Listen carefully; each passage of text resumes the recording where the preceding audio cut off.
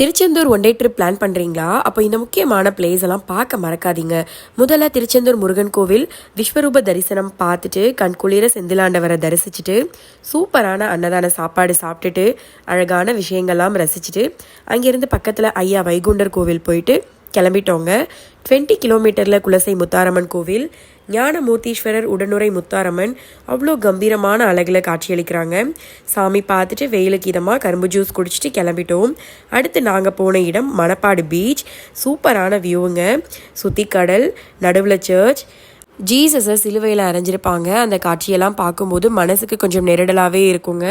கொஞ்சம் நேரம் அமைதியாக ப்ரேயர் பண்ணிவிட்டு ஒரு பக்கம் அமைதியான கடல், மறுபக்கம் ஆர்ப்பரிக்கும் கடல் அலையோட அந்த வியூவை பார்த்து ரசிச்சுட்டு கிளம்பிட்டோங்க. தேரிக்காடு 12,000 ஏக்கரில் சிவப்பு மணல் பாலைவனம், சன்ரைஸ் சன்செட் பார்க்க பெஸ்டான வியூ.